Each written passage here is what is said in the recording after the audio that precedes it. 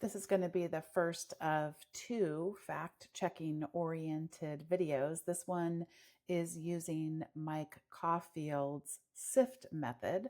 The S in SIFT stands for stop, and that's where we take all the emotions we might feel or the desire to just quickly pass something along that strikes some kind of emotion in us, and we say, hang on a second, is what we're looking at what we think we're looking at, and how likely is it to be true? So today I was listening to podcasts, as I so frequently do, and I had my hands literally full. I was taking some food out of the fridge that sadly had not made it and taking it out into our side yard, putting it in the yard waste and other organic materials waste. So, needless to say, my hands were kind of covered. There wasn't really a lot of time for fact checking, but fortunately, there also wasn't time for passing the story along to others.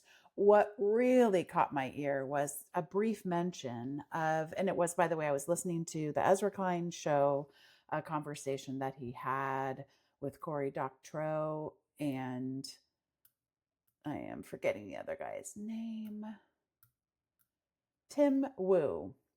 He worked as a special assistant to President Joe Biden for technology and competition policy, a professor at Columbia Law School. And if you're not familiar with Cory Doctorow, longtime blogger, activist with the Electronic Frontier Foundation, and a science fiction writer. So, what came up was around nursing and the ways, and it had to do with privacy and the ways in which our I'm not a nurse, but their financial data, their credit history, can be used for what was described about what I took away as a race to the bottom for who would be most likely to accept the lowest pay for this particular gig. So that was where I had to stop and go, wait, hold on a second.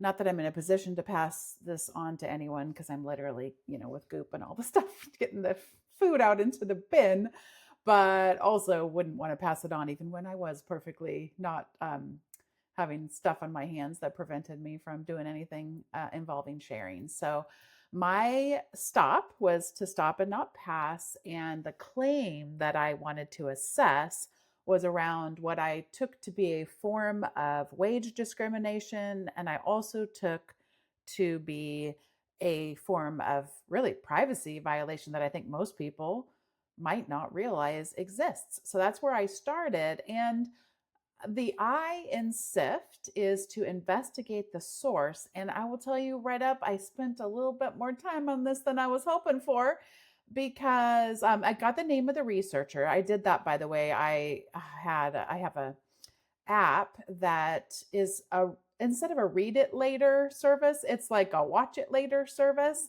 And I don't use it a lot. And actually recently Dave had asked, hey, have you been using this? And I said, yeah, I still, keep videos up there, but it tends to be like a pretty big backlog of like a lot of read it later services for me. I'll get to it when I can. So I've been trying to use it more. You'll see, like, I guess you don't see the date that I put them, but like I'm doing some digital art. So I thought, oh, well, let's put some videos up there that you want to watch later.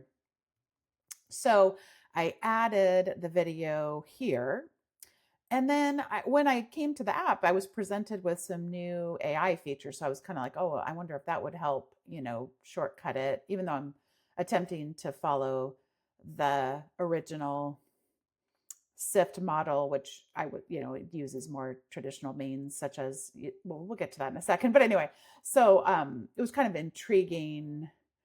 I got a summary of it from the video transcript. So I have that to add to my own notes, which I thought was interesting, since I listen, but can't always take notes while I'm talking. But it didn't mention the name of the researcher in the notes. So then I was able to ask a question of it and found out that Deborah Road was referenced by Tim. So I'm like, okay, that's good. But I was clearly, by the way, it was helpful just to kind of be able to mess a little bit with these new features. I can come in here in the Play app, and I guess I already appended that to my notes, and I can generate a concise summary, a detailed summary, which I did. By the way, it took a super long time, but was very helpful. So, I mean, I could be working on other things while I was working on it. And then asking a question is what I tried. And I'd say partially just because I didn't know the right things to ask. I didn't know the right things to ask in there, but also once I came here. So I'm like, nursing, credit scores, wage discrimination. And I tried a few different searches. By the way, I use a search engine called Kagi, and it I don't want to go on too many tangents here, but it just lets me search with no advertising. We pay for it. And so therefore I'm more likely to get right up at the top, something that would be helpful to me. So, but it ended up kind of not getting me what I wanted because she's known for a lot of things. I mean, she has a huge legacy of work and she passed away. So there was a lot of LibGuides that I found from various law schools remembering her and her work. So let's see. She did a lot of things. Not This was just like one tiny nugget compared to the amazing scholarship that she had. She had written a book about beauty discrimination. And so there's a lot around that. And, sometimes, as happens, it would get to other unrelated articles about the gender gap in nursing that didn't have to do with her. And yes, I do realize there's ways to tighten up the search, but I wasn't trying to do a full literature review on her. I was trying to see, do nurses have their credit history used in order to discriminate against them so that they'll accept lower wages? So I got on this huge, like, no, not quite what I'm looking for, too broad, too much about her work. And so I finally figured out that really what I was looking for was around, where is it? Yeah, so this is how I refined my searching, because my original searching was too focused on her name. And yes, she did research this, but like obviously other people have researched it too. So as soon as I realized the error of my ways and my own fact checking expedition, then this resulted, I got right where I needed to, really targeted in there. And the very first thing, how an AI powered gig model is threatening healthcare, then I was like, oh, this is what I'm looking for. So now we move on to the investigating. I guess I already have sort of the S was the stop, the I is investigate the claim. And now I'm moving into, I was sort of too honed in on the claim and who was making the claim. I had to back out for a second and just get back to the claim and then find trusted coverage. And as soon as I modified my search, then quickly was able to find what I was looking for there. So I'm doing find trusted coverage. So this was still pretty broad. Examples of discrimination in nursing was a little bit too broad. Equal pay for equal work, not in nursing. So a little bit broad too, but it did mention this type. This was a huge, huge, huge look. Uber for nursing, how the AI powered gig model is threatening healthcare. This one, I mean, I could have stopped here, but I sort of got a little bit fascinated. But we see a very scholarly look at this and some of the factors that contribute to why this is. There's a mention of the black box, which is kind of where we hide, where we obfuscate the algorithms that are used to make these transactions happen. And then, we get to the research that these scholars did, and we find very quickly this is a very well researched, lots of other scholarly sources that have looked into this. So this was just really the thing. So S for stopping myself from sharing until I was able to assess the claim.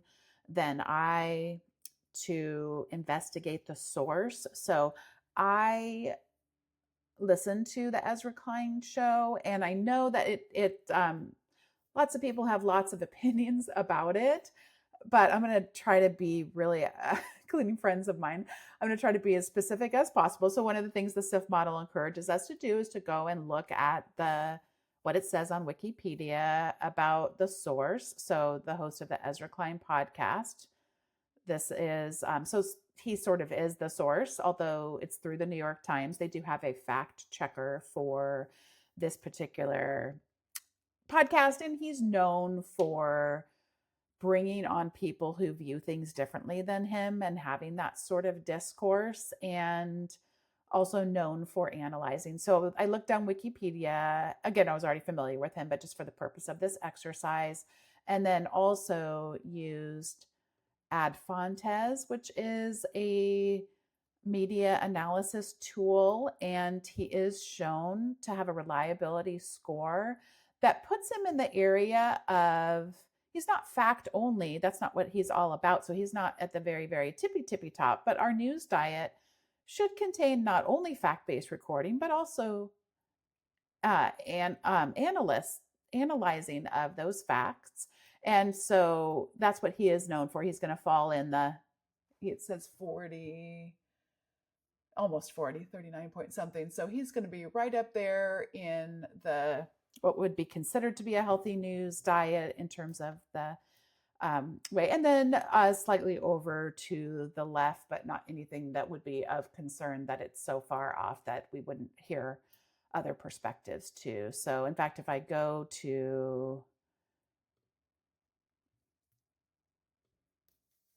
this is such a better view. I don't know why I didn't start here in the first place. I do know, because all my cookies got deleted off my computer and I'm having to log in like an animal through all these instead of just as fluidly as I'm usually able to do. But anyway, so here is where he falls, and you can see the analysis that's been done there, and that's right within, a good healthy diet. And I mentioned a mix of facts reporting and analysis. Regardless of how you feel about him or his work, there's also then the people he brings on and all of that. So I investigated the source. Then I started this process, which I've been telling you about, of finding trusted coverage. And as soon as I got over that hump where I realized I was too narrowed in on the source they had mentioned versus the claim, then all of a sudden it really went free.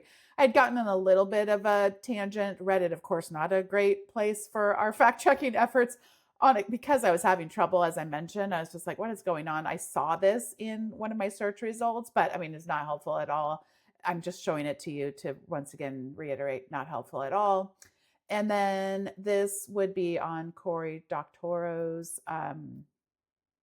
and of course, he's going to show up as, he definitely has a point of view that is more amplified than you would see Ezra Klein showing up on a similar scale.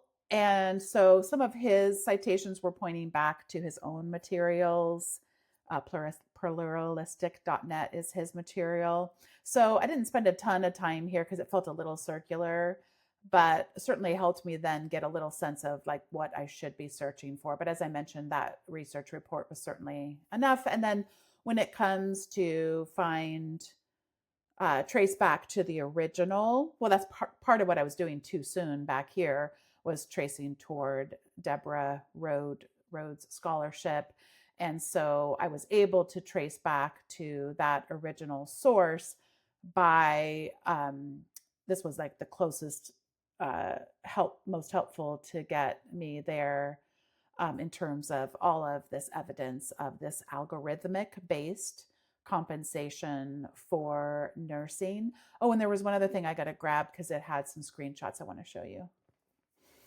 Yeah, so in terms of the T, tracing it back to the original source, well, closely tied to the claim here is the apps that they use to do this race to the bottom. So these are companies I've never heard of before, but that's because I don't work as a nurse probably in whatever states that they use these apps in. But the Shift Key and Shift Med apps, these screenshots showing evidence of the mechanisms by which they use these algorithms and they use these persons' credit histories to help for this race to the bottom as far as wages go, was really, really helpful to, rather than get paid based on your experience levels and what the needs are, based on how much you'll be willing to accept. There was a lot of